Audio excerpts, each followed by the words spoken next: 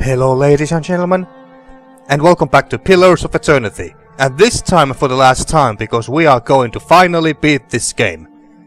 In the last episode we arrived down here in Sun in Shadow, and right now I think we are in... well, actually it's still called Sun in Shadow, but right now we are more specifically in Woedica's temple. And in the last episode we also encountered and confronted Thaos finally, and started the final epic battle with him, but we couldn't beat him just yet. I think we tried 3, maybe 4 times, but we still couldn't do it. But now, maybe this time we can do it. And have you guys eaten? Let's see. Yeah. Wait, where can I see that? There we go. No, we haven't eaten. Doesn't look like it, no. Well, actually, I was thinking here that... excuse me. I was wondering that... I mean, we should have some dragon meat. Maybe we can make some very, very powerful dishes with that. Now, where is the dragon egg dish? Oh, we don't have... well, we don't have dragon egg, but we should have some dragon meat. Ah, there we go. So, it gives lots of endurance, might, and resolve for 150 seconds. While tough, gamey, and notoriously hard to cook, dragon meat makes for a rich, fatty meal that is said to transfer the beast's strength and power to those that consume it. Alright, anything else? That I think we got pretty much everything else. We have, since we have bought them from inns. And this would have given only... ah, yeah. So meat is strong. So the meat dish is stronger than the egg dish. Well, that's good. So how many can we make? It looks like we can make 14 by the looks of it. So let's make it all. Amount. I have to do it this way. So 14. Let's do them. There we go. And then let's give everyone some dragon dish. Wait, is it this? No. It should give us endurance too. Oh, and maybe I should equip Cockenhorse's skull here as well. excuse me, Cockenhort skull, so we can use that, the Cockenhort visage ability as well. And now, where did I put the meat? These are crafting materials, alright. Consumables, it should be here. There's 8 of them, and... wait. Ah, okay, yeah. Oh, yeah, I was looking at the meat here. I didn't notice a dish. Excuse me. Have to clear my throat every once in a while. Again. So, let's move. So, move that. There. Why can't you... maybe it's because there's... I can only have 6 stacks. Okay.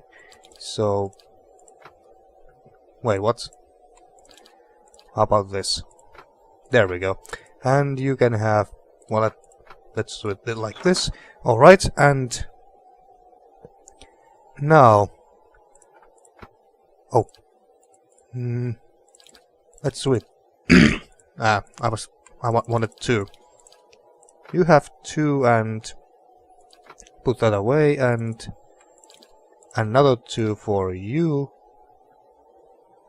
Yeah, there. And we should give you some booze as well. Then you take that. And you take these, and Devil of Karok you can't eat. So we give this to Aloth. And maybe I should try to use the paralyzing scrolls here as well. I don't think that we are able to use the paralyzing scrolls on Thaos himself, but maybe on one of the maybe on the statues. That would help a lot too. So let's see. Where are they? Are they? Yeah, they should be in consumables if we have any more. Does it look like that we have? No. How many do we have? We have 1, 3. Alright, and you need some potions, I think. Yeah, you could use some of these.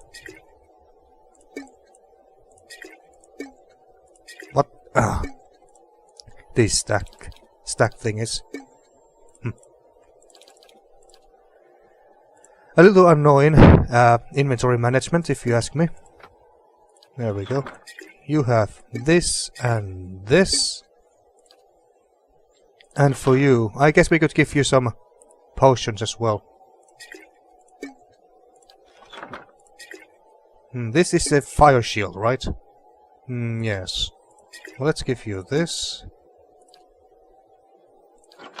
We should have some major potion of iron skin. That sounds like a very good potion to give. Let's give one to you, and as a tank you could use one as well, I think. There we go, and you got booze, and oh yeah, you still need some booze. Or maybe not. Maybe not. You're good. Let's try and make some scrolls again. The paralyzing scrolls would be nice. Which levels? What level was it? What level was it? Paralyzes. There it is. So we can make 2 more. Alright, and they should be here. No, here. There. So you have these, and I don't think that quickly generates an explosive flash of flame. I don't think that I don't want any explosions, because that's gonna hurt my allies too, most likely. If I would really like to have some excuse me, single target damage spells. Something what we already don't have. Or maybe I could use some debuffing druid spells. And we don't have Hiravius here.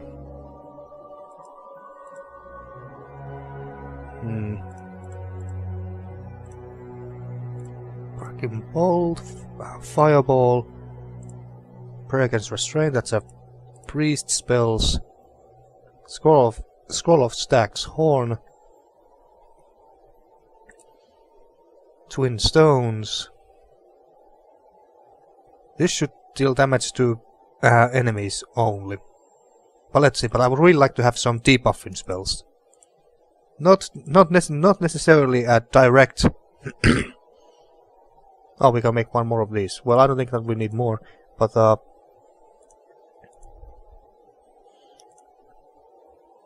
don't think we can confuse them. Maelstrom. And this deals damage to everyone.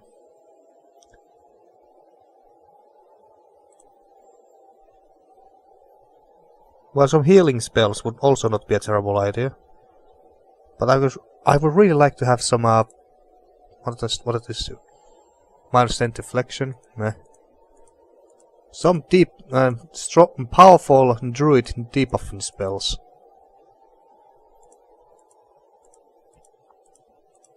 Well, but buff spells could also be nice. Even though we got Durans in our team already. Well, let's make... We can actually do quite a lot of these. Let's make 4 of the... or 6 of these, why not? Alright, and then consumables, and they should be here.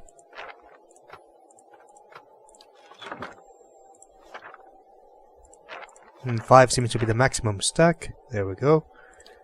And anyone else? I don't think so, no. Alright, this should be good, I think. And you still all got your resting bonuses. Nice. So now let's have a quick feast here. I'm ready. Hey. What? Right here? Yes? There, and then I'm gonna save real fast. Alright, let's go and start the fight Just say the and word. hopefully beat Thaos this time.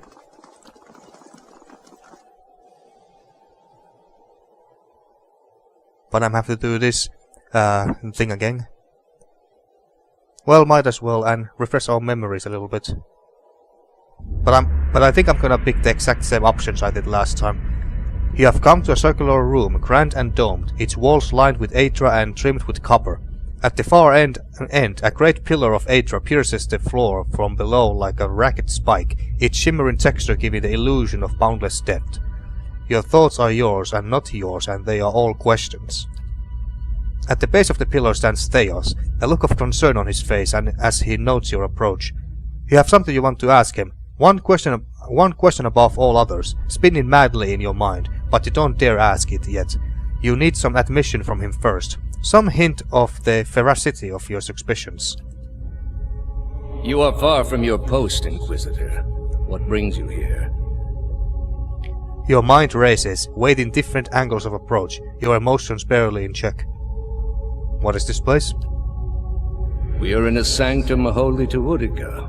There are others like it in service to the other gods. I come here often to pray for her counsel, and in this space I may be assured that she hears me. Was Iovara telling the truth? That woman sought only to destroy the foundations of peace and civility that my people sacrificed everything to build. The machine behind you, what does it do? It has many uses, but its purpose is to bring structure to the chaos that surrounds it. All these statues, who are they of? They are monuments to Woedica's greatest servants among my people. I hope to join them myself one day, but my work is not yet complete. Was the entire Inquisition based on a lie? The Inquisition was based on the need to cut the flesh from a rotting wound. You are shaking now, having lost all patience for tact. No more evasions. You have to know everything you believed, everything you have done for the gods. Did you lie to me when you said the gods could end suffering? Thaos says nothing. Are there no gods? What is a god? A higher power? A rewarder of good deeds and punisher of the wicked? Something men can turn to in their darkest moments when their days seem only like bridges from one tragedy to the next. Our gods are all these things. With Thaos' every word you find yourself losing control of a boiling cauldron of rage and doubt and fear and hopelessness until you can take it no more. Are there no gods? We are in a sacred place within earshot of the gods themselves. This is not the time. You've been through much these past few months. You will return home and you will rest. When you feel you have recovered, you may rejoin us at the trials. The Inquisition is far from over, and I will have need of you. There are many who continue to spread the lies of the apostate. The Inquisition will not end until we have pronounced judgment on all of them. His eyes linger on you, and there is no mistaking the threat behind it, and your rage shrinks at the image of an iron wheel in your mind, monolithic and caked with the dried blood of thousands. You do not ask your question again. And now comes Thaos himself, in flesh.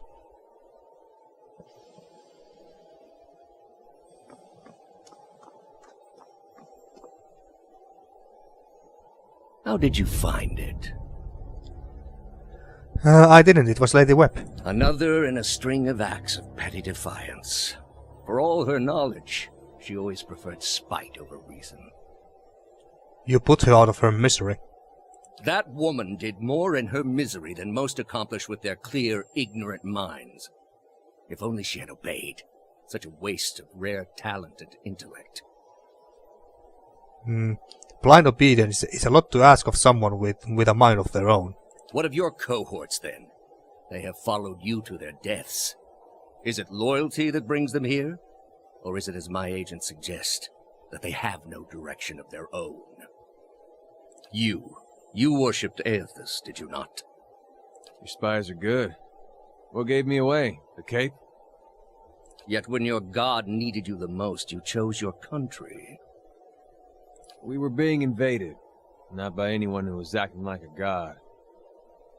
Then I should think your hometown gave you a hero's welcome when you returned. Well, they made cake. And I think you can expect folks to get jumpy when the gods aren't there to reassure them.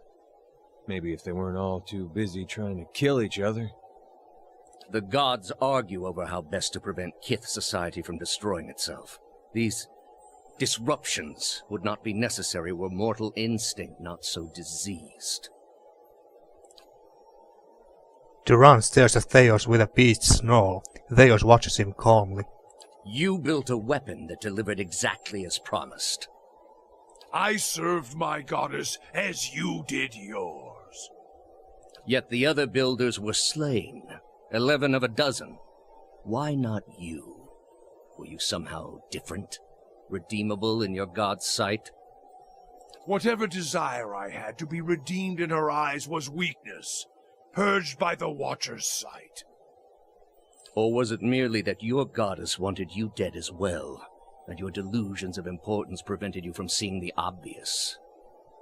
A whore's beguiling charms, nothing more. But the spell's broke now, Thaos. The trial's over. I know friend from foe. And I've come here now to see a foe repaid. You were able to destroy a god because another god wished it. Without her hand to guide you, you could not strike at a god any more than you could strike the sky. You are impotent, and not just from the pox. I understand your Duke's bells gave you a mission. Their orders do not absolve me of my greater responsibility to the safety and well-being of the republics. You might want to skip over this one, Thaos. Don't want to pick a fight you can't win. Yet you disobeyed. Something you already have a reputation for. They will know, of course. If it had been for a worthy cause, they might have forgiven you. But I don't see them pursuing animancy after seeing what it's done here. They trusted you, and you disappointed, as you always have. And you will again be disowned. The parents scold, but the children are safe. Whether animancy research continues in the republics or not, they will survive. For now, that's enough. In any case, I wouldn't be so smug about my fate, Thaos. I imagine Woedica responds to disappointment much more severely than even my dukes. State your name and purpose, young acolyte. My name belongs to the gods, in my hand to their service. And I'm going to purge it of your stain. You serve none but yourself. Without contact with your order, you can have no higher purpose. Only the base concerns of the flesh. You have cast yourself from our ranks.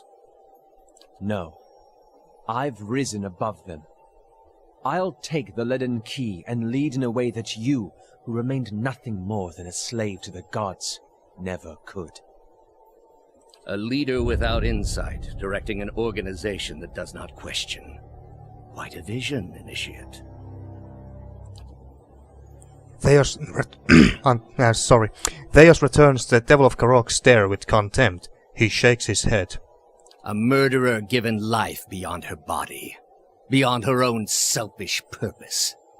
My dear, you embody the very reasons Kith should not play with the tools of the gods. Last I checked, it was your gods who set us up to destroy each other. Your city was spared by a god. It was destroyed by Kith, who took matters into their own hands.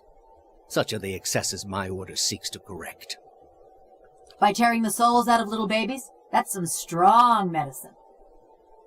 Strong and lasting, the way it must be. We do not indulge the whims of bloodlust as you do. All we do is for the sake of a cure. You are here because you are lost. The gods cannot reach everyone, I'm afraid. May you fare better in your next lives. I gather you have had your soul awakened. Why else would you shadow my footsteps like some stray mongrel? You think I have something to offer you, but our business was concluded long ago. Our business will conclude when you have told me all I wish to know. I answered your questions once. That your soul is not fit to accept the answers is of little concern to me. I lied to no one. Not to you, not to anyone. The gods are real. They are everything we need them to be, and the world is better for it.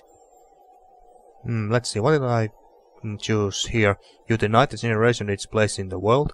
You're saying this somehow improves things. You have lied to everyone, yourself most of all. You convinced me once that spreading your false faith would end atrocities. Yet you are committing. Yet here you are committing your own. Oh yeah, this was the one I picked. The spread of our faith ended many such atrocities. I do what I must to ensure it continues to do so. The heart of this country has skipped a beat, nothing more. I have done far worse. I plunged the peaceful kingdom of Thaos into civil war. I slew the monarch of Desantio, whose people never knew hardship under his rule, and replaced him with a cruel despot who brought them to ruin. When plague arrived at the great city of Arborensis, I saw to it that the cure did not. They piled their dead outside the city in heaps that rose above their walls. I don't see how these other matters concern me. None of those places still exist. Precisely. Their histories are droplets of water, falling into an endless sea. They are significant unto themselves for a moment, and then they are gone. There was a time, back when your soul was still a shapeless mist, when the world believed only in false gods. Thousands of them. Gods that told them to take slaves. Gods that told them to make war upon their neighbors and devour the slain. Gods that told them to burn their children alive and cover themselves in the ashes as a sign of their faith. But all that changed when they learned of the true gods. Our gods. All those misshapen, bestial instincts melted beneath the radiance of our God's majesty. You could see it in their eyes. That dull emptiness replaced with the glimmer of a kindled spark. Teaching them there were no gods would have achieved the same purpose. And replaced it with one far worse. Have you imagined this existence? The one the apostate would have created. We are not all so virtuous as she. Without our gods, the most wicked, the most tyrannical, they would take that power for themselves. But more than that, it would be a hollow existence. All mysteries forever unanswered. All purposes constructed from meaninglessness. No endings to bring closure. Only a wheel, turning without mercy, grinding our spirits to dust. What did I pick here? Did we just attack him at this point?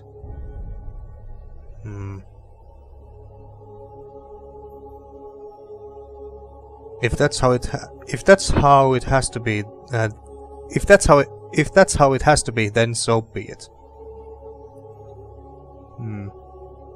Well, let's say this now. If you would welcome a wretched and lifeless existence, then by all means.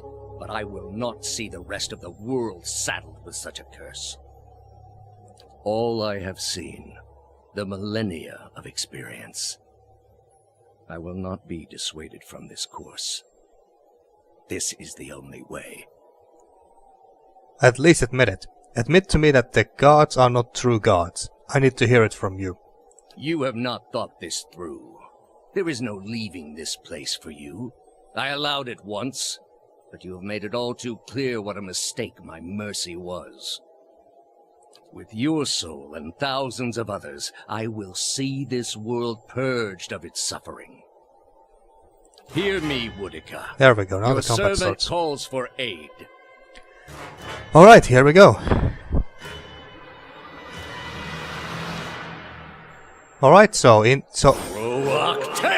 this battle we have to take down those two statues first. We cannot focus on Thaos and then kill him first and then go to the statues. We have to get the statues first. Alright, so... Alright, Eder, you go and tank this one. How long did this last? 8 seconds, alright, so don't use any abilities, but focus on that. Devil of Karok, come here. And attack this one. We should take out our sword at this point, I think. Let's just nuke these guys down as fast as we can. And you use that. Actually, yeah, I should move Aloth out of the way.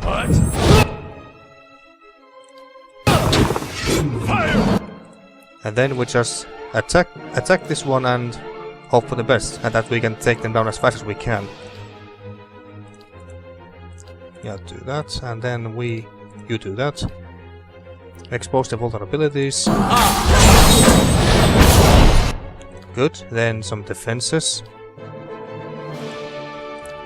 And yeah, you're using that. Oh no, you already used it. All right, 4 usages of this hammer, so let's do that. Oh, it's quite badly injured already. That's good. That's very good. Let's drink our potions and stuff. You might as well take that. You drink that. And this, yeah, this should not damage our allies. No, so let's use that scroll. Oh, and maybe we should also try to use this. Shame that these two are not close enough, so I could paralyze both of them. But let's. How about Thaos? Or is he too? We could try to paralyze him too. Oh, but Duran's out of the way. There we go.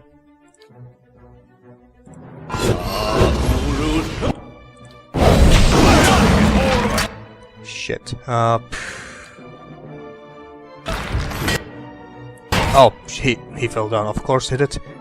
Res. Second wind.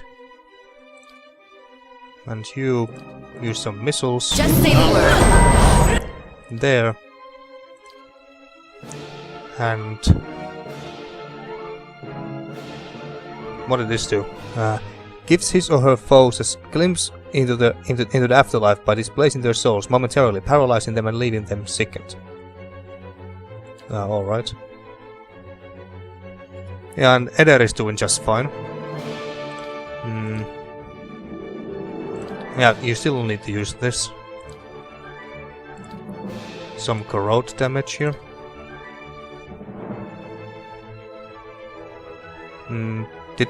What did you drink? You drank the potion, the power potion. Now drink the Iron Skin potion. And we could drink this next. Holy crap, actually never mind, don't drink it.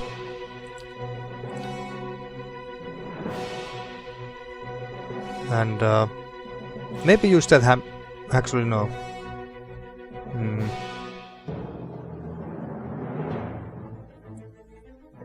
Petrify him, I think, but wait.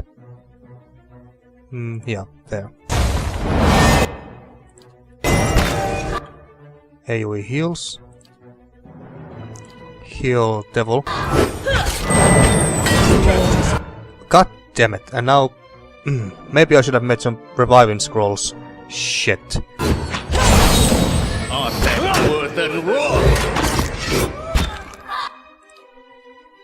Now use that, and that should also heal my allies.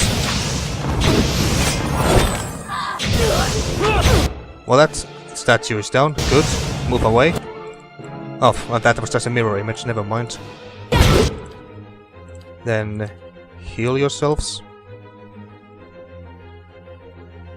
Let's try that. See what happens. Shit! That explosion fucked us over really hard.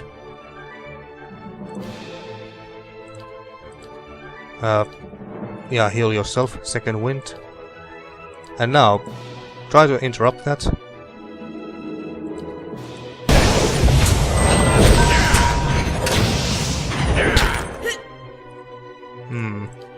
And now... oh, we got these spells. It reduces the speed of all enemies in the area of effect.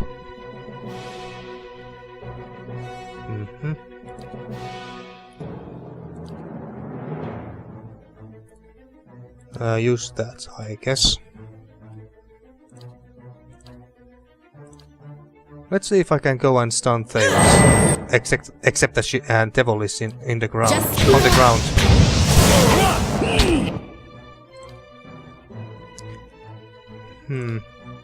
Let's use that. Try to knock it down. Shit. Oh, Paladina is down. Fuck.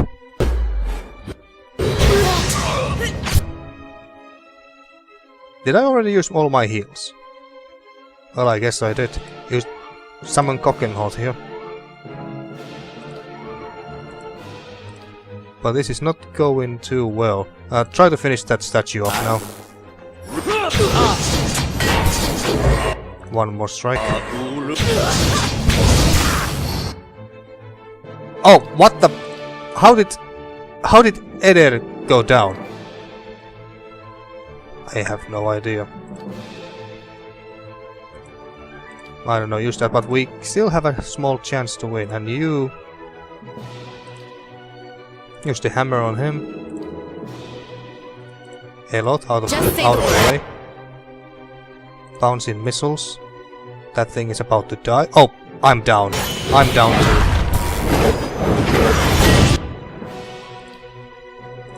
Try to stun that bastard, please. A cock and hot. There. Use that. Although I don't think it's gonna help much. Ah, shit. Now that he's down, we could have... and I don't have any resurrection scrolls or anything. No, nothing. Maybe Aloth can finish him off? I doubt it, but... What's the strongest single target spell we got? I guess it's this. More missiles, quickly. And you... use that.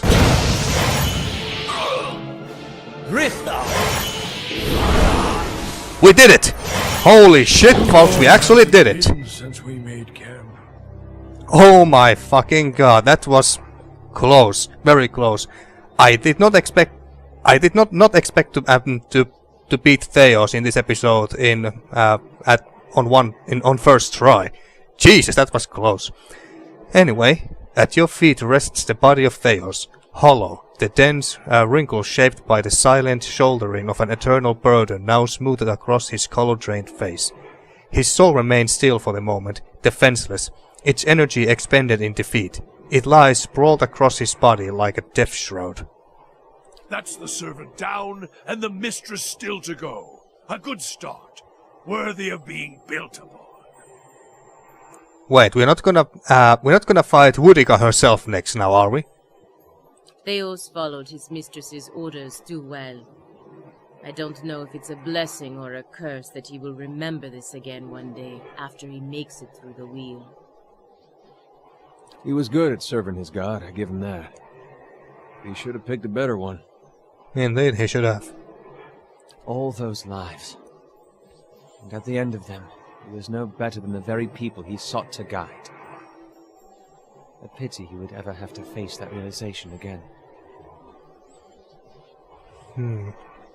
Oh wait, did Paladina just say? Didn't Paladina just kinda hint there that once Thaos will be reborn again, he will still remember all of this, or once his soul is awakened like ours was at the beginning of the game, and then he will start this all over again. Or did I understand that wrong? I don't know. And I guess it doesn't really matter at this point. Maybe we will find out in the sequel. Anyway. Think he got sick of it all after a couple thousand years? Or did Woedica keep him on the leash? Explore Thaos' soul. With a deep breath, you plunge into Thaos' soul, and where in Brackenbury it had been a maze of narrow corridors and dead ends, now it is expansive and borderless, its walls crumbling into heaps like the ruins of Engwith as you pass through them. You travel for what seems like ages, rush into an unknown destination, a memory you glimpsed once before. At last you see it, no more than a pinprick of light at the end of a long tunnel, expanding slowly at first, then quickly as you near. You come out in the room you are standing in now, but it is new and pristine and filled with people, thousands of them, all turned towards the great Aether pillar and the machine that encases it. Thaos stands at the machine, and you are one with him now. You look out at the crowd, at faces of shriveled old men and cherub-cheeked little girls, at the mothers bouncing infants to quiet them, and fathers clasping their children's restless hands and watching you with some somber acceptance. A woman with tears in her eyes gives you a small nod. You turn back toward the machine, your breath constricted beneath the weight of unwanted knowledge, preparing yourself to set out alone on a journey without end. You close your eyes and open them again to find the machine still in front of you, beckoning. You take your place in front of it and place your hands upon a large mechanical disc at the base of the great crystal column and speak a single word. Giant rings creak to life, building speed, setting arrays of carved draconic mouths aglow and sending tremors through the platform beneath you. The entire room shakes now with the force of the accelerating machine, all sound drowned out by its deep, deafening thrum. Brilliant tendrils of light arc outward from the pillar in all directions, and you look over your shoulder to see them engulfing the ground, burning them brightly like hot iron. One by one, the tendrils disappear, leaving ashen effigies where people once stood, many of them disintegrating into grey heaps under the stress of the tremors. You look above to the Aether pillar, and a glowing spherical mass has begun to coalesce atop the column where its arcs converge. It grows and pulses, translucent and bulbous like some immense chrysalis, suspended in slow rotation as though it were being spun from the arcs of light. When the last arc disappears, the spectral mass hangs a moment, no longer rotating so bright. You must shield your eyes with an outstretched hand, and it seems to you as though it is looking at you. You bow your head in acknowledgement and look back up to see it melt into the pillar like warm candle wax. The pillar flares with a flash of light, bright as the sun itself, then fades to darkness. The machine slows down to an abrupt halt, and when the last echo of its grinding cogs has passed, the chamber is still and you are alone. From all sides, reality begins to bleed in through the memory, and you find yourself in your own skin once more, looking down on Thaos' lifeless body. You sense a listlessness to Thaos' soul, an overwhelming fatigue that hinders its immediate escape and makes it vulnerable to manipulation. You feel as though your victory has given you some kind of hold over it, and you are able to do with it as you please. Alright, so what can we do with Thaos? Return it to the cycle. You will remember this, Thaos. Remember that no man can hide the truth forever, and all you have done was done in futility. Your memory shall be your penance. Tear his soul apart. I do not envy you, Thaos. I of all people realized the sway memories can hold it. It is time you were granted peace. Pfft, no peace for you, bitch. Banish his soul to Praet Eamon. Thaos Ix Arcanon. There can be no forgiveness for your deeds, only justice. You shall escape judgment no longer. I think I like this one the best. So we would basically trap his soul to that other big dungeon, Praet Eamon, where we also encountered Iovaras' soul, trapped there as well. Destroy all memories contained within. Your memory makes you a slave to your own past. Perhaps it can't be undone, but it can't be forgotten. It shall trouble neither of us any longer. Tear his soul apart. You caused me great suffering, Thaos. You do not deserve to exist. So basically we would just kill him. Like, kill his soul. I think I like this one the best. Banish his soul to Praet Eamon. Thaos ix arcanum, there can be no forgiveness for your deeds, only justice. You shall escape judgment no longer. And we are a paladin and everything, so it makes sense in that. So it makes sense. But also, I was just wondering, we had this quest from Berat, the god of death and rebirth, and we had to actually. And according to that quest, we had to return all the souls to the cycle. So I'm wondering that whether this includes Thaos as well.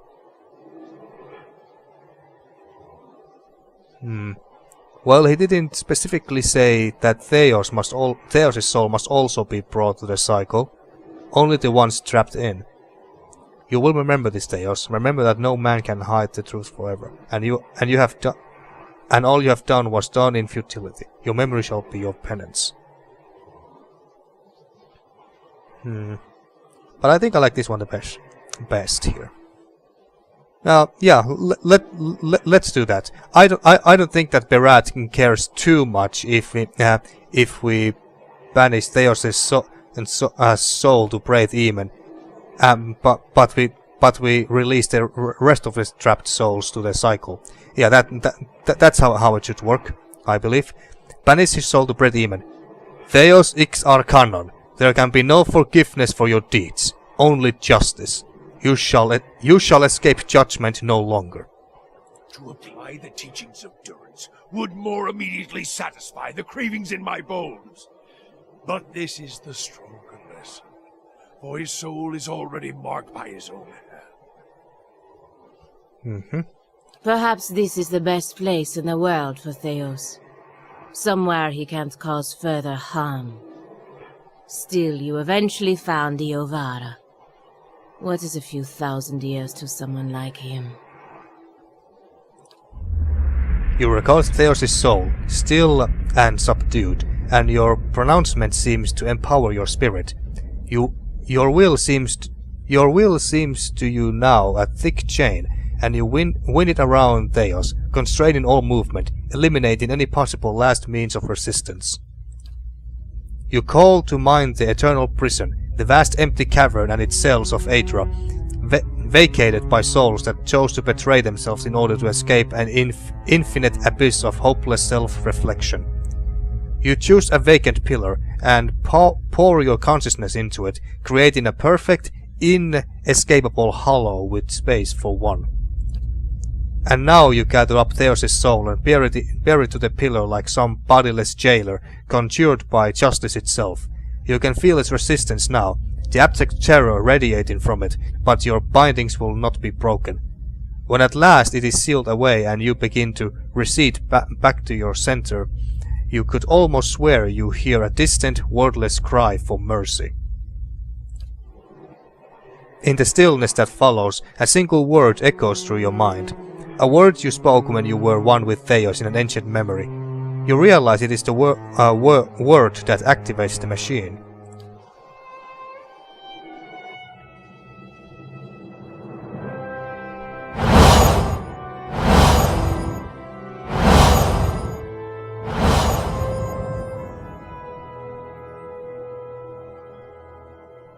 Alright, and it looks like quite a few people wants to talk with us, so let's do just that. So, Palagina, you first. So much for Thaos, then. The membranes of Palagina's golden eyes sweep out and retract as she gazes into the great machine. Now you have a chance to set things right, back to the proper order of things.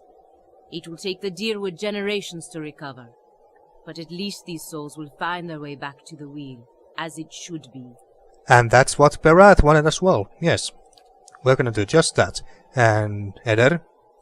Thaos, he had hold of your soul from a long time back, seems like. You get what you needed from him? Well, all I wanted to do was to basically destroy him, so yes, I think I got everything I wanted from him. I got an answer to an old question. I got justice. I'm beyond those needs now. Yeah, I got justice, because we are paladin. Not many can say that these days. Not in this country where they think the gods have abandoned them. Yeah, kinda sucks for them. You'll be feeling better soon then. Good. That's real good. He looks up at You the got machine. it figured out what you're going to do about all that? Oh, I didn't realize that he was going to talk some more.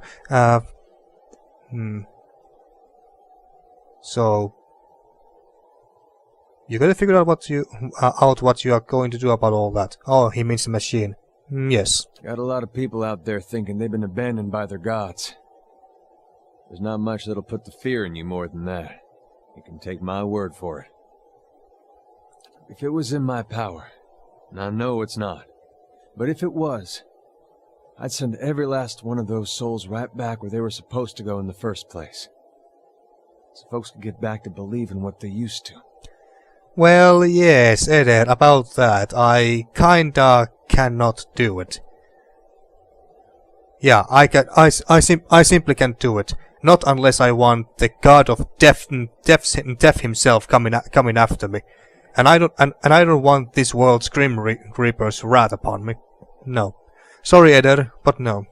After what you've been through, though, I'm sure you got your own ideas. Better make it good.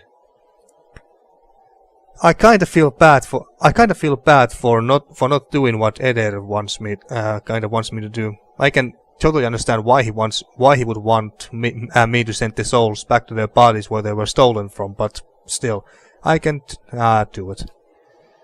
And still got L out, but Durance. The end of the road greets us at last. You fared well, Watcher.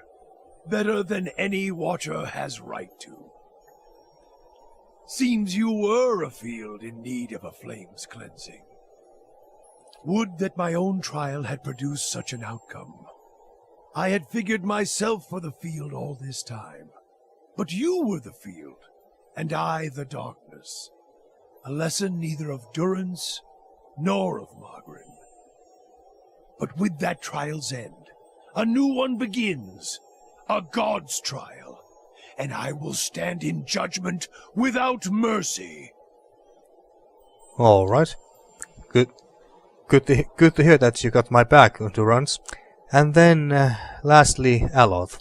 Astounding. I always knew the Leaden Key stood for something big, but I didn't quite realize what I'd gotten myself into. And now, you're in the middle of something even bigger. The decision that will affect millions. This is beyond either of us. The certainty of the gods is a mercy. Power like this is a heavy burden. Just look at how it crushed Thaos. Perhaps he was right to surrender it to Woedica. Maybe so, or Thaos was wrong. Perhaps he was right to surrender it to Woedica. Well, I don't know whether Woedica was the best god to be surrendered to, but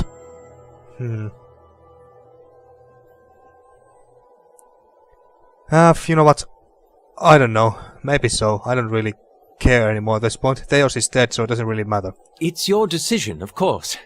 And whatever you decide, I'm glad our paths crossed in Gilded Vale. You know what, Aloth? I agree too. I'm very glad that we met. Even though I don't care for elves too much, and especially elven wizards, but you are alright. And especially Iselmer inside you as well. And hey, you also won the battle for us right there, so we should all thank you, I guess. Who would have thought that in the end we would have to thank Aloth for finishing the fight and basically winning it for us. So thank you, Aloth. Thank you. Maybe I look at the elves more positively from now on. Anyway, so we have to go and deal with this machine, I guess, or well, yeah, I assume that we have to go to the machine now. But before that, I'm gonna save just in case. All right, let's go to the machine and see what we can do. Leave it to me. Release the souls, I guess. As you approach the machine, the path underfoot suddenly changes to a cobbled road. If you hadn't experienced visions like this already in Tyr Evron, you would be tempted to believe that the machine had sucked you into it and deposited you in the middle of nowhere. The sun blazes overhead, and the rolling meadows and thick forests on either side of the road could be anywhere in the Dyrwood. A shrill cackle turns your head. Skaen. Standing next to you is a malnourished man clad in a threadbare loincloth and manacles. His entire body is striped with lash marks, and there are scarred pits where his nose and ears should be. He stinks of stale sweat and unwashed filth. You notice someone wandering down the road, but the figure's back is to you. The scarred slave has your attention for now. I have observed you, Watcher. Admired your taste for blood and the ease with which you spill it. Skaen. That name is familiar, but I don't remember who or what Skaen is. Oh, it must have been a god. Yeah, but I don't remember what god exactly. I'll guess he's about to refresh our memories. You have labored at the pleasure of others. That shriveled hag in Hadrit House. Those preening soldiers with more taste for silk than steel. The wretched tribesmen playing out their fantasies of grandeur. And then you cowered and knelt before the gods themselves, begging one paltry favor and receiving riddles and visions in response. And now the gods give you orders and commands, even while you set out to fix what they cannot. Yet what have they offered you? Well, Barat gave me some extra stats points, but yeah, that's pretty much it. Nothing to brag about, really. So in sense, they haven't really offered me much, that's true. They offered us the means to stop Woedica and Thaos. That's enough for me. Well, at least you are happy. Given the breadth of the iron manacle, it's amazing that he can raise his bone-thing arm, but he does, and he points to the person walking the other way along the road. The exiled queen is not an ungrateful patron. You get a better look at the lone figure and realize that she's wearing robes, tattered and singed, but fine nonetheless. On her head is the silhouette of a broken crown. It's Woedica, isn't it? She continues walking, her pace slow but determined. Finish the work Thaos began. Strengthen Woedica with these souls and allow her to become the most powerful of all the gods, with you as her favored. I've been working against Woedica this whole time. Why should she thank me now after I have defeated her most loyal servant? What do you mean by her favorite? Helping Woedica would mean that the secrets of the gods stay hidden.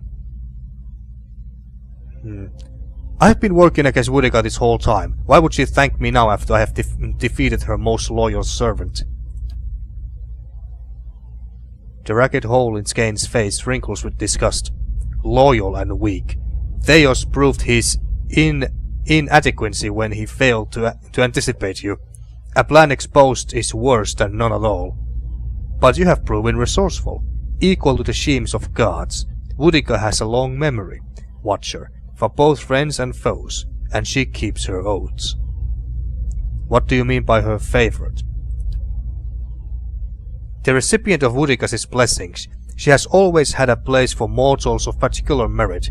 If you help her now, she will become the most powerful of all the gods, and you will be the one who made her so.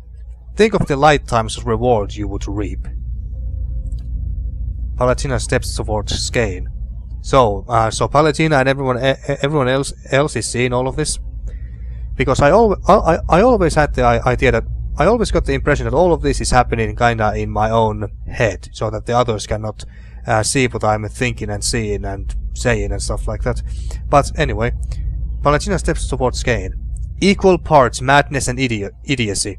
Why would we form an alliance with one who has opposed us at every turn? Skaen turns his flinty eyes to Palatina. So says your companion who's been abandoned by her own country. Do you really trust her to make alliances for you? Helping Woedica would mean that the secrets of the gods stay hidden. He rubs his hands together, his black eyes gleaming. Safely hidden, yes. From the violent overlords who would cease to fear punishment in the next life. From the heavy-handed masters who would answer to no one. The world needs some schemes. Or are the souls of kids so pure that you would snap the teeniest threads that bind society? And unsavory as it sounds, there is wisdom in this. Aloth rubs his chin. Remember the riots in Defiance Bay? What kind of madness would people like that reach without the confines and promises of the gods? That's a very good point, Aloth. Skaen takes a bundle at his feet and hefts the burden onto his back. I have explained the alternative, Watcher. Continue as a pawn of the gods or a partner of one. At the other end of the road, the figure stops. She turns her head just enough to look over her shoulder. Her face is mostly hidden, but one merciless eye peers at you from a cheek of rippled, scorched flesh. So we can either say we want to help her. I'll consider what you have said, but then again, what else could we do at this point than say yes or no? Or we just make a deal with her. Well, no, I don't think that my character would now start to help Woedica after all of the trouble. And as cruel and aggressive and vengeful bitch as we might be, we are still a paladin who is about justice. Very cruel and merciless justice, but justice nonetheless. So I don't think that we would just now go and side with Woedica.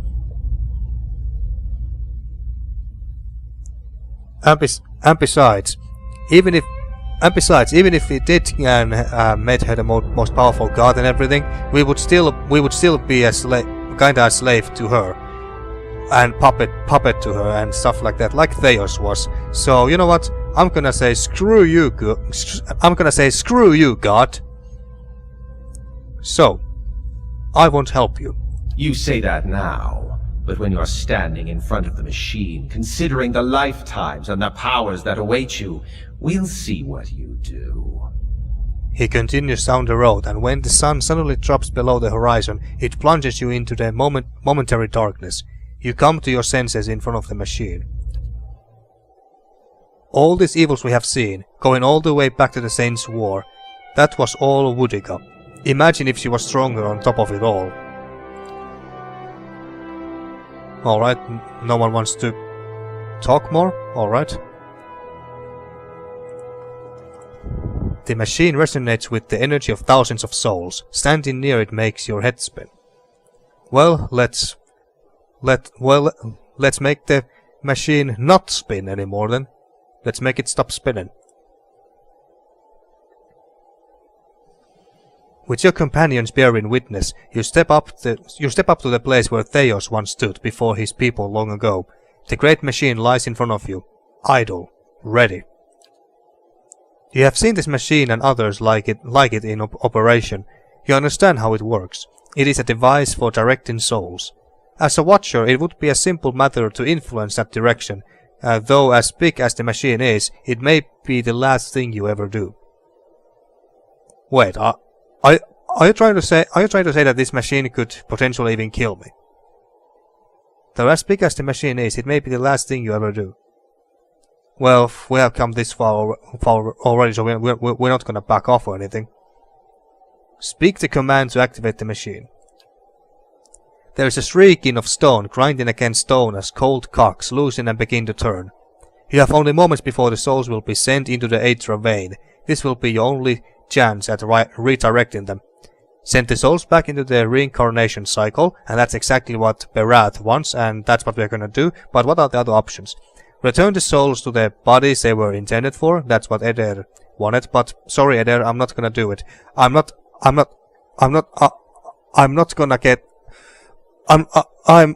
going to anger the Grim Reaper, god of this world.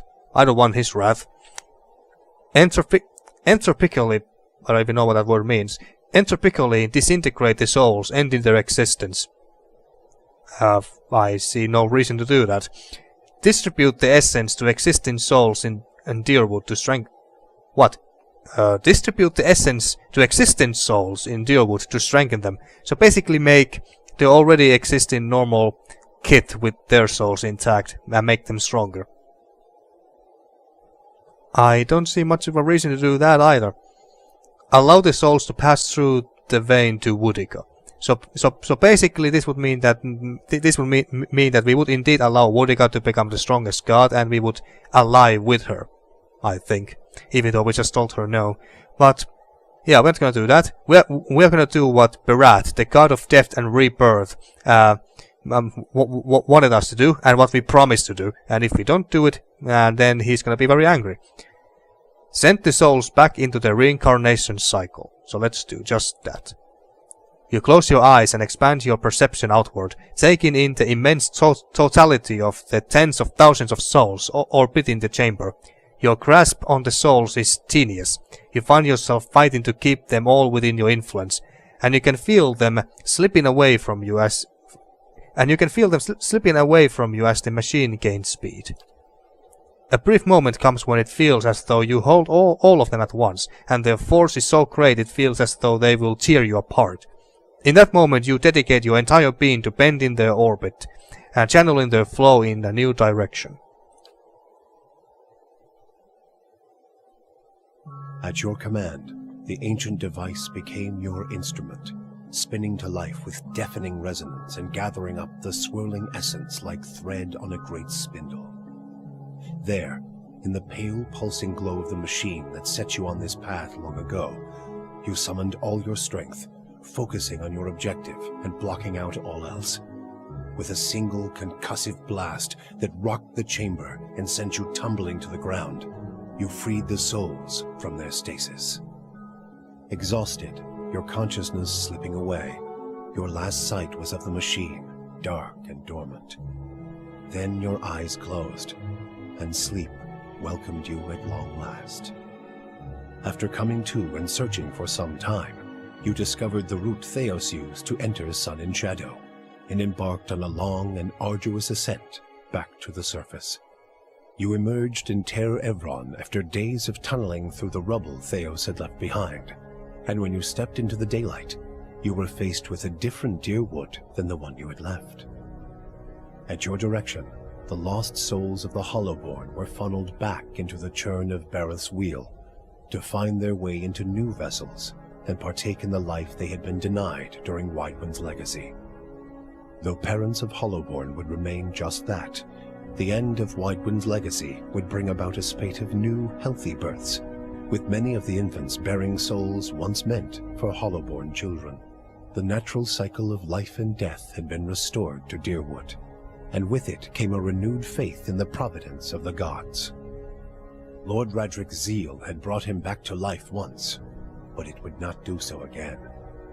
Radric's destruction at your hands spelled the end of his suffocating rule over Gilded Vale and the surrounding area. In his absence, the village prospered, becoming a popular destination for new settlers anxious to leave Defiance Bay after the riots. Without a nearby ruler, it also grew more wild, with many settlers moving on as soon as they'd arrived, turned off by lawlessness that was excessive even by Deerwooden standards. Nevertheless, despite the challenges of living there, Gilded Vale had survived, and would continue to survive for the foreseeable future. Following the assassinations of Duke Avar Wolfgren and Lady Webb, Defiance Bay was thrown into political upheaval. In the ensuing weeks, the streets had become the domain of looters and blackguards. Few dared to step outside their own doors alone or unarmed. But order was soon re-established by the Knights of the Crucible, who, despite their depleted numbers, had gained favor in the public eye for their role in the unraveling of the conspiracy surrounding Weidwyn's legacy, and were quickly reinforced by returning forces from Fleetbreaker Castle. For the Knights, their resurgence marked a return to the tradition as well. Having seen firsthand the dangers presented by dabblers in animancy, the Order quickly abolished the practice internally, preferring the familiarity of their hammers and forges to the uncertainties of Essence and Adra. Their identity rediscovered, the Knights suppressed their political aspirations and began once again to train their recruits in the art of blacksmithing, recapturing the post-revolutionary ideals of Deerwood and regaining the respect of its citizens as a result. Though the machine atop Ter Noaneth had been disabled, it had not seen its last use. Heritage Hill was rebuilt, and no sooner had the first families moved in to resettle the district than members of the Leaden Key, acting under standing orders from their Grand Master, climbed the tower and reactivated the machine. The initiates slew a handful of the new settlers under cover of night and watched as history repeated itself, the victims reanimating and devouring the survivors. After this second incident, the district would remain abandoned. The Duke's assassination at the apparent hands of an animancer had caused catastrophic rioting in the streets of Defiance Bay. But those who had escaped the melee in the palace hearings remembered the testimonies of the strange guest who had shown up that day and absolved animancy, implicating the Leaden Key instead. The rumor spread quickly, and soon the popular belief was that the assassin had been a Leaden Key spy. When the legacy had lifted, people came to see it not as a sign that the riots had been according to the gods' wishes, as Thaos had hoped, but as a confirmation that animancy had never been the source of the problem in the first place. Deerwoodans instead convinced themselves that the riots had somehow purged Defiance Bay of Leaden Key spies, and that the end of Widewind's legacy was their well-deserved reward. The rage against animancers was quickly forgotten, and those who had survived were permitted to return to Brackenbury Sanitarium and rebuild it so they might resume their studies. The town of Deerford had seen the last of the cult of Scan. Dark rumors about the town's many curses quickly faded, and travelers soon returned. Abidon's renewal brought new vigor and purpose to a god long known for quiet, steady labor. Handicraft saw a revival in the Deerwood, and no smith wanted for an apprentice. Additionally, Abidon's restored interest in preservation led to redoubled efforts to survey Engwithan ruins. Animancers and craftsmen alike found much to study, but tensions with Air Glanfath rose. As for Stalwart, the Battle of Caron's Scar only strengthened their resolve to unlock the mysteries of Durgan steel and build new marvels with the White Forge. However, Stalwart's ambitions brought them into further conflict with the Raid Serens, as more and more impoverished communities gathered at the border and vowed to finish the work of the Iron Flail. It would be many generations before the region saw peace. The battle against the Eyeless left Stalwart more hostile than ever toward the ogres in its midst, and the villagers grew bolder as they grew more prosperous. After a handful of bloody skirmishes, the Flames That Whisper clan left the Russet Wood to seek a quieter, more isolated home in the White March. While many such places existed in the mountains, the crossing was treacherous, and the ogres often found themselves embattled with other clans whose territory they passed. Less than half of the Flames That Whisper survived the journey, but those that did found a haven far from Kith lands. Harmka's death had brought the Devil of Carrick little satisfaction. In time, her taste for vengeance soured. What replaced it was a hunger to feel something, anything, new. Summer had thinned the snowpack twice over when she felt the joint at her elbow first begin to stiffen. She turned her back on the hopes of animancy and civilization and walked east. She pushed through the mountains, past Raid Ceres, and into the broad plains of Ishamiddle. She had forgotten what it was like to simply journey, no goal or destination in mind. Though she felt nothing more than the steady thump of her feet on the road, the endless horizons and grassy meadows were new to her. She measured her time in the gradual rusting of her body and was satisfied. Her movements slowed, but so did the world around her. Waist-high grasses undulated and tacked in the wind, as gradual as the tides. Sparrows and blackjays made steady pilgrimages across the sky, each flap of their wings a solemn salute. She could hardly move when she found something she had never seen before, the ocean. With the last of her strength, she pulled herself beneath the water, content at last to feel the movement of currents and the constant caress of the waves. Free from the burden of her memory, Maneha soon left the gift-bearers and resumed adventuring. Now that she had a taste for the world, she wanted to experience it anew. Maneha rediscovered her zest for battle, extravagance, and romance. She kept her gaze on the horizon, looking from one journey to another more distant, from the lover in her arms to another more fervent. Hers was a life of excitement, violence, and passion. She moved too quickly for regret to catch up with her, and she hoped only that she might outpace it in the next life as well. The fortress of Cadnua emerged as a bastion of security in the midst of an untamed land, becoming the envy of every thane and earl in Deerwood. Legend grew over time of its impregnability, and stories of formidable invaders easily scattered by the keep's defenses became popular around the hearths of Deerwoodinians. Likewise, it also became a beacon to travelers, merchants, and visiting dignitaries alike. Reputed as the finest fortress in all Deerwood, people would journey from near and distant lands alike to experience its fabled hospitality and grandeur. After the death of the master below, a strange quiet fell over the endless paths of Adnua. The attacks on the fortress above ceased, Adnua's silent titan the closest remaining thing to a master in its musty, forgotten passages. Pallegina had followed her orders from the Duke's bells, helping establish an exclusive trade arrangement between the Valian republics and the tribes of Erglonfath. With the Deerwood's people still weakened by Weidwin's legacy, the Valian republics easily pushed their would-be competitors out of the market. The Deerwoods suffered as terribly from the lost trade as the republics benefited from it. Pallegina was honored for her service by being assigned as the personal guard of the Duchess of Spirento. Despite her success, she regretted the choices she had made along the way.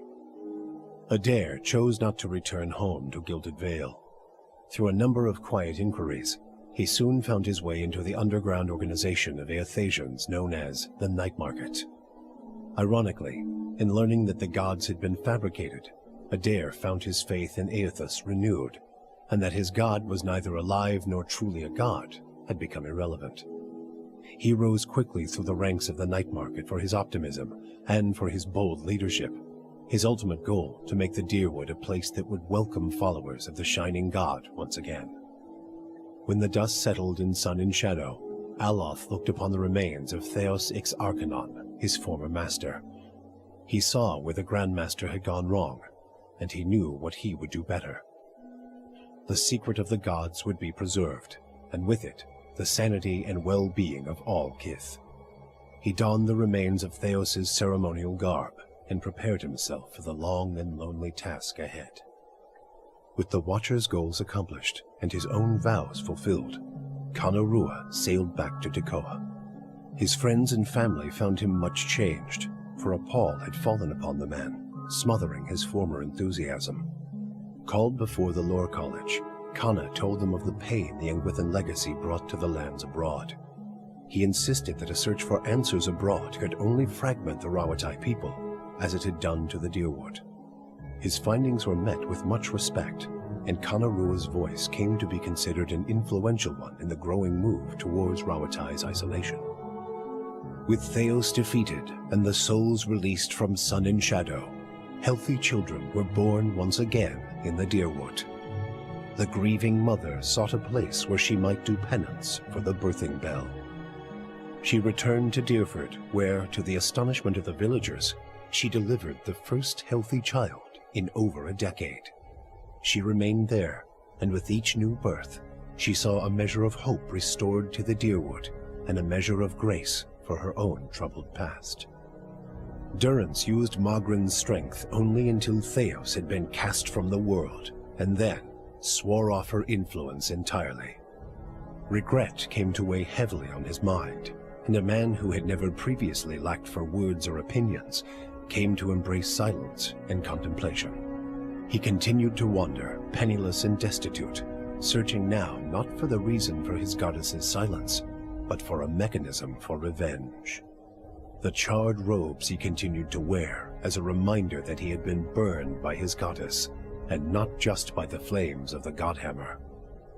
In her 4-month journey back to Nositoc, Sagani found that the landscape she traveled had become strangely colorless, the food bland and unsatisfying. She watched the Deerwood, Air Glonfoth, the Valian Republics, and the lands beyond slide by with a dull sense of dread. She returned home to great celebration, yet the words of joy and congratulations rang hollow to her. Old beloved songs sounded toneless. The rituals of changing seasons became drudgery, and Sagani experienced her life back in Masuk as if in someone else's skin. So she fought to feel the worth of her actions, or at least to let her village feel them. She led ever longer and more ambitious hunts, mentoring the younger rangers who followed her. On one such expedition, her party was beset by a blizzard, and she pressed on where her companions turned back. She did not return to Masuk. For you, the death of Thaos brought an end to your waking visions, and a silence to the whispers of the past. In their absence, you were able to sleep. The questions of a distant lifetime ceased to trouble your soul. All that remained was what to make of the answer. But at the moment, there was little to be done, and the matter would have to wait. A long journey loomed ahead.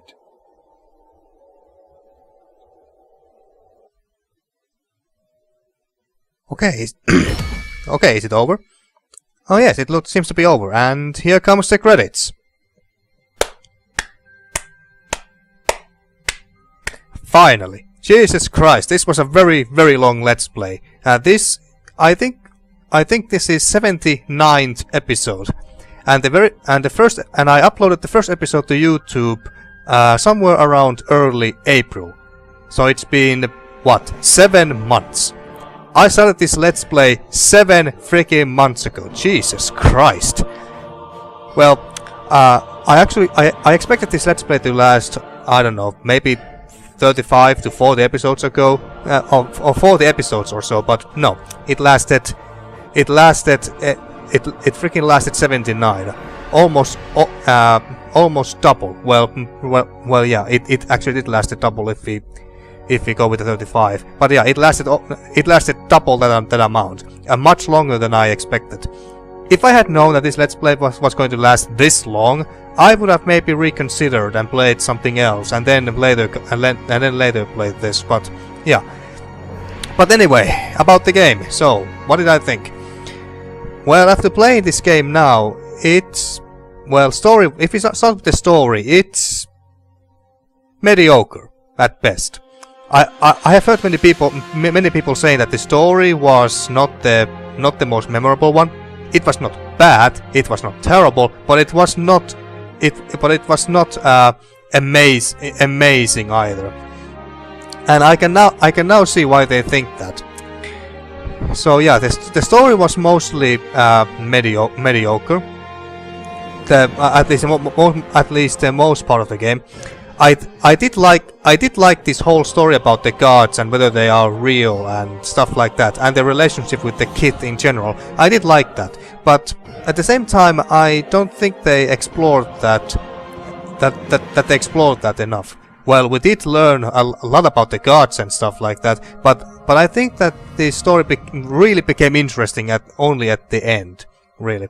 So the twist that the gods were not real after all was a very big twist, and I really liked that. So, but I kind of wish that well, actually, I don't know. But the main thing is that the story was rather mediocre at best, and it was very interesting and great at the end when the huge twist came. But the White March, when we talk about the White March, the White March's storyline, which is completely separate from the main game, was a lot better. That was a lot better and more interesting, and the companions were also very fun and interesting as well. So I would say that the White March was even overall better when it came to the story and such than the base game was, at least in my opinion. So I like the White March a lot, and it made this game a heck of a lot better as well. Now, of course, there are some other problems that we run into during this game and during this Let's Play. Like the first problem that I must point out again is the pathing of the of your allies here. The pathing is rather atrocious. The AI is rather stupid when it comes to finding the path to your enemies, and it hasn't seemed to be improved that much since it was first released.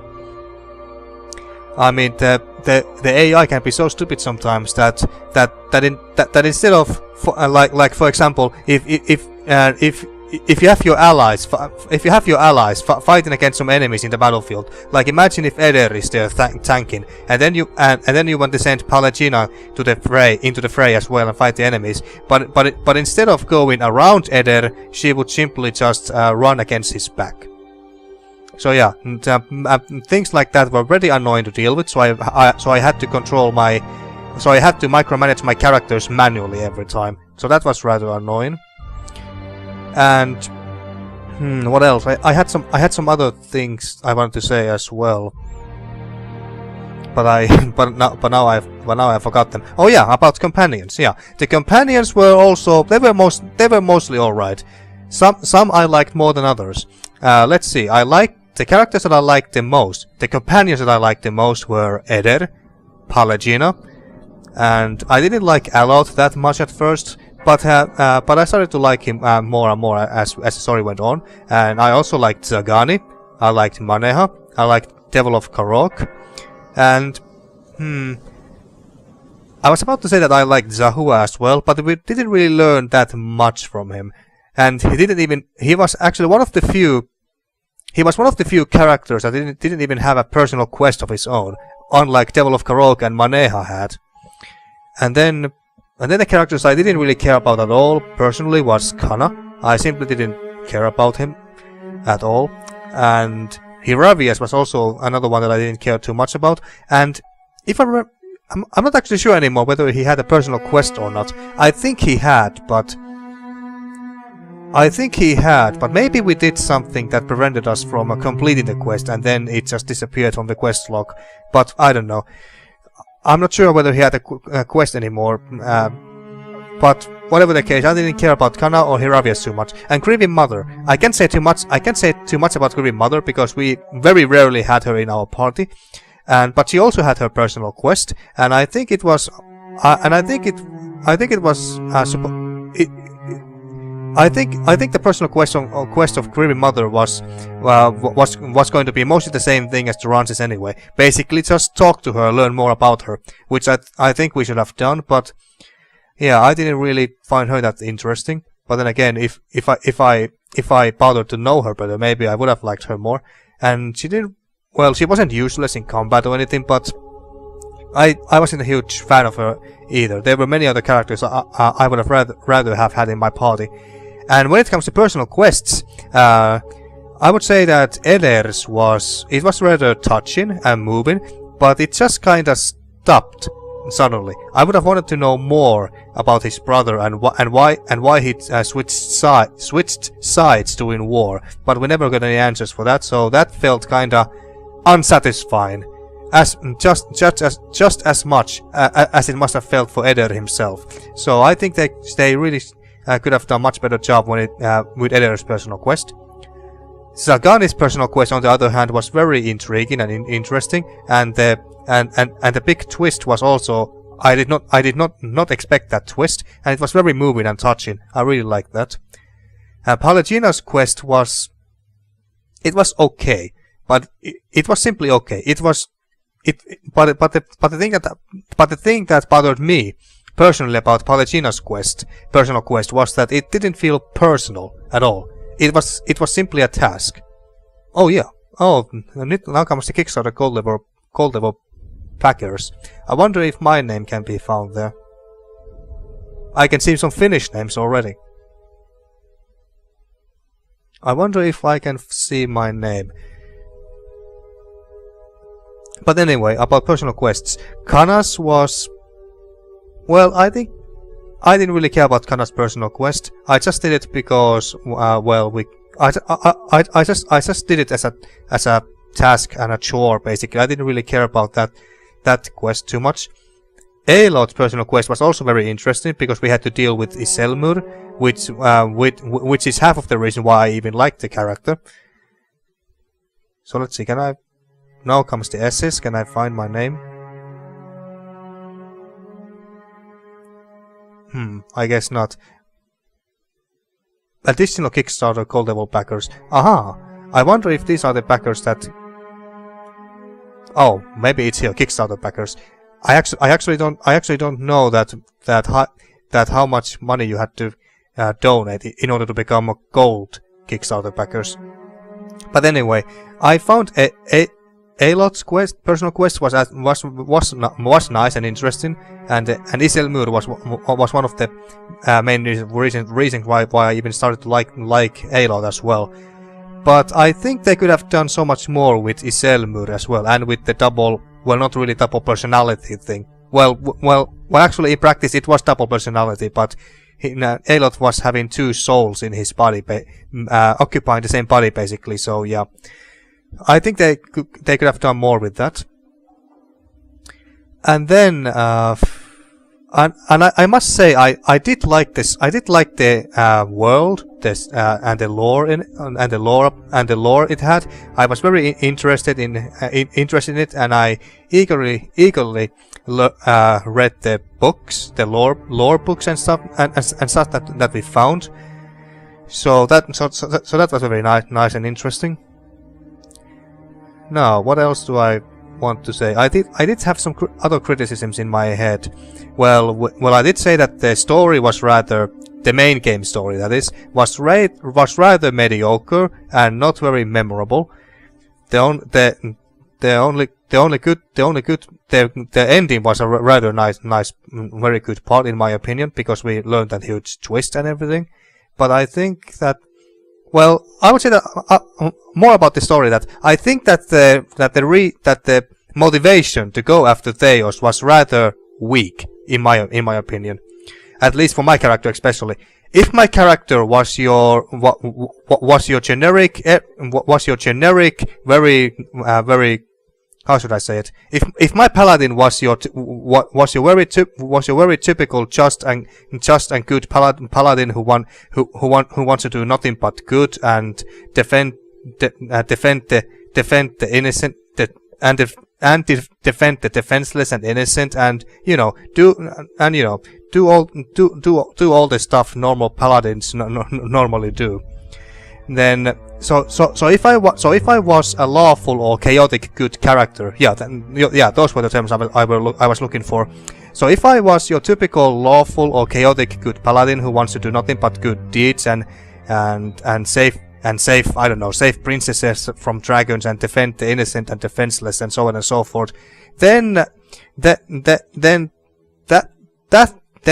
would have been good enough reason to go and find Thaos, so that his schemes won't go to pass, and Woedica wouldn't become the strongest god, and then I don't know, and start a hell on earth basically. That would have been, if I was a paladin like that, then that would have been enough. But my character was not your everyday typical just paladin. Well, okay, she was just in a sense, but in a very cruel, merciless and aggressive way. So I think that my motivation to go after Thaos was very weak. Basically, the Watcher's first and foremost motivation to look for Thaos is because she can't sleep well. That is rather weak. Very weak motivation to go and look for someone like that just because you can't sleep. So yeah, I think that that's one of the reasons why the story can be rather weak or mediocre at best, at the beginning and at the mid game, because your motivation to go to look for Thaos and potentially stop him from doing whatever he's doing is very, very weak. You just don't have any good motivation to go after him. And what if your character liked to have these Watcher powers and such? What if your character was the type who would take advantage of the power, and yeah, what if your character was the type of character who would use those powers to get I don't know, riches and wisdom and power and all that stuff? Would you really have wanted to go after Thaos in that case? Not necessarily, no. So yeah, my point is that, oh damn, there's quite a few Finnish names right now there. But anyway, so basically, yeah, the motivation to go after Thaos is rather weak, and that also reflects in the entire story, because going and finding Thaos and stopping him is like the main storyline of this game, basically.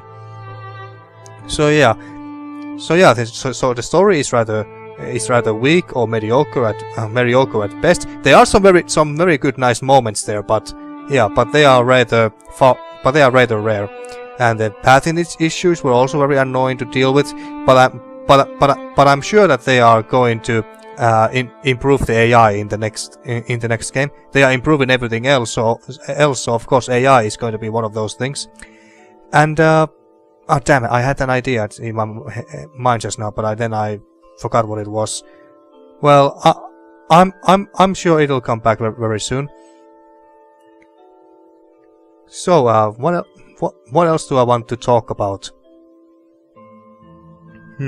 Oh yeah, about the stronghold. Well, the idea of you having your own stronghold is very nice, and it's fun to upgrade it and stuff. But it, in the end, played very small role in the game. I mean, after I had bought and built all the upgrades, and there was nothing else to do anymore to upgrade the stronghold, then what after that? Then what? Well, we did get some random visitors, and I really liked those audience scenes where the visitors are looking for an audience with me because they need my help in some problem. Those were very nice to have. But other than that, there wasn't really any point to have the stronghold, because you basically did absolutely nothing with it for the most part. What would have been really cool is that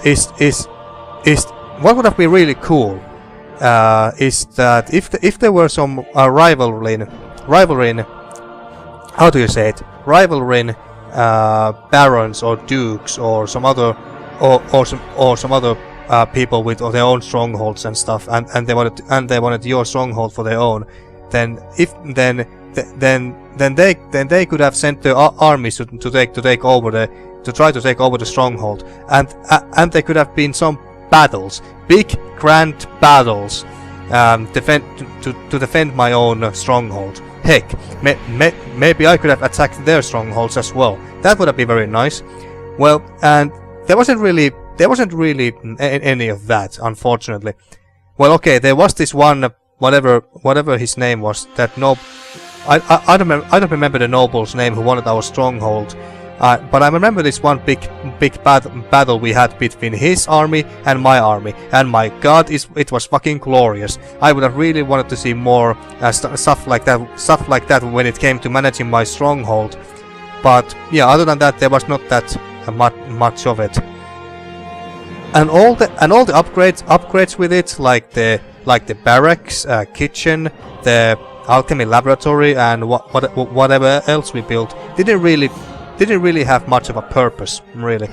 I just didn't use them. Heck, I don't actually even remember visiting the laboratory even once. Or maybe I did only one time. I did visit the library once, but I don't remember visiting the barracks or anything. No, the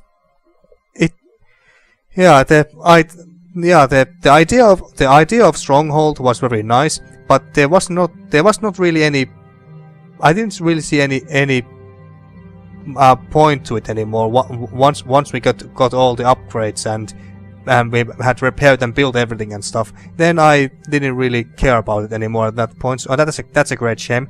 However, I do know that in the sequel you won't be having the stronghold anymore, and I'm not gonna tell you why, because that would be spoiling the story a little bit. But we won't have the stronghold anymore, and instead we are going to have a ship, because we are going to Deathfire Archipelago, which is where we basically have to travel a lot by the sea. So we'll have our own ship. We can recruit our own crew. And then and all that cool stuff. I think that's going to work a lot better because there the ship actually has a meaning. There's actually a very important good reason why you should have a ship there, because you're gonna use that to travel. Oh wait, can I find my name there now?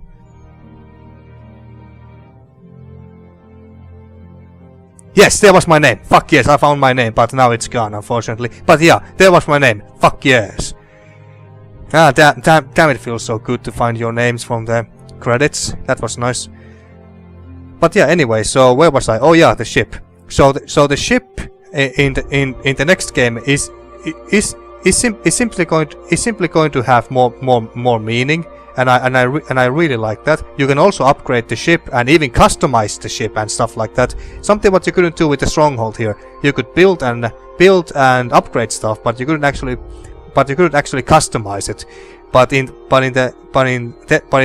Pillars of Eternity 2 Deathfire, you can only not upgrade it but customize it, and then select and recruit the kind of crew you want, and you're gonna use it to travel. So in that sense, it makes a hell of a lot more sense than the a heck of a lot more sense, and it's most of all going to be more fun, I think. But yeah, what else do I want to talk about? So I have already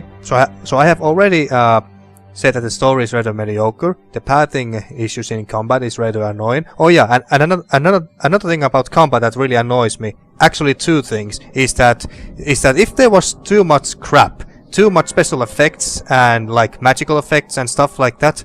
If there were lots of another list. So if there were lots of shit happening in the battlefield, sometimes you had very hard time seeing where each of your characters were or where the enemies were, stuff like that. So that was not a huge issue, but it was annoying to say the least. But I do know that they are going to fix this problem in the next game as well, because in the next game, every time when you pause the combat, all the special effects, like say I don't know, fire and smoke and such, will be, how should I say it? They will be lowered down. The effects will be lowered down. Let's put it that way. So you can actually see all the characters and stuff in the smoke and fire a lot better. So I know that they're going to fix that problem in the next game, and that's great. And the other thing that annoyed me sometimes is that sometimes I just couldn't tell that where some of the damage came from. Like in that last fight actually against Thaos, I was watching Eder's health bar and noticed that he's almost at full health, so he's good. But then a few seconds later he's on the ground. All his health, or endurance rather, all his endurance gone. And I was like, what the fuck just happened there? And those were the moments that also annoyed me, because I didn't know where the damage came from, and I didn't know how I could have prevented it from happening. So yeah, those were a little bit annoying things, but I'm sure that in the next game they are going to improve that as well. Now overall, it may sound like that I have been bashing the game for the most part, because this game does have its own share of problems, but I overall like the game. And I'm very happy about the fact that this game even exists, because Pillars of Eternity is one of the main reasons why many developers are making these types of games today. Let's see what other CRPGs has been coming out after Pillars of Eternity. Shadowrun returns, although I'm not sure. I don't remember whether it came before or after Pillars of Eternity. Shadowrun Hong Kong, and the Kickstarter for Pathfinder Kingmaker, which I'm very eagerly, ended some months ago. So that's coming as well. And what else?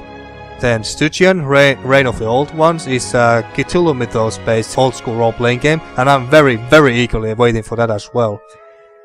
And what else? Well, Divinity Original Sin is another example as well, but then again, Larian Studios funded both the first and second game partly by themselves. Or at least the second game partly. I don't remember how much money they put into the first game, but at least the second game would have happened regardless whether the Kickstarter funding was a success or not. So it's thanks to Pillars of Eternity and Wasteland 2 especially that we even have these games today. It's thanks to these games that some of the developers who also like these games but were not sure whether the players of today would want them today are now making them, and they are encouraged to make these games and maybe make their own Kickstarter campaigns and such. So I really like the game despite all its flaws. And if you have learned anything from the White March and Tyranny also from Obsidian Studios, is that Obsidian is constantly improving themselves. They are learning from their mistakes and they are improving their features, as I have seen in their Pillars of Eternity 2 Deathfire update videos. They are really improving the game, not only when it comes to the graphics, but also for other features and stuff I just mentioned. And Tyranny is my most favorite role-playing game right now, simply because the story and the setting is so very good and interesting. And even though the game is very short, there's very different endings you can have. There's many ways you can play the game, and yeah, it's just great. And the White March, of course, which I thought that as a whole was an overall better experience than the base game of Pillars of Eternity. So if those are anything to come by, Obsidian Studios is really improving their craft. With every game they make, they make them better and more interesting and add a lot of improvements. Oh, and by the way, one thing that I really want to see in Pillars of Eternity 2 Deathfire is that text highlight feature they have in Tyranny. Like for example, if I somehow forget who Kairos was or anything during a conversation, then I can just move my mouse cursor to the name of Kairos and read that text box that appears that explains to me that who and what Kairos is and what he has done and why he's so well known and so on and so forth. That also must come to Pillars of Eternity 2. If it won't come, I'll be very disappointed. But yeah, I think that I have been rambling and stuttering here enough, so I'm gonna end this episode and this Let's Play here, fucking finally, after about 7 months and nearly 80 episodes. Jesus Christ. After this, I am going to start to play another role-playing game very soon, but don't worry, this next role-playing game Let's Play is not going to be nearly as long as this, because for one, it's a shorter game, and secondly, I have actually already played it on this channel, so I'm gonna play it for the second time. So yes, so that's my next role-playing game that I'm going to play. I'm not gonna say which one yet exactly, but hey, you'll find out soon enough anyway. But now, finally, thank you very, very, very much for watching this entire Let's Play, assuming that you watched this Let's Play from the very first episode, and if you did, then props to you. So, anyway, thank you very, very, very, very much for watching this Let's Play of mine of Pillars of Eternity, or Pillars of Eternity, the White March to be more specific, and see you in the next one.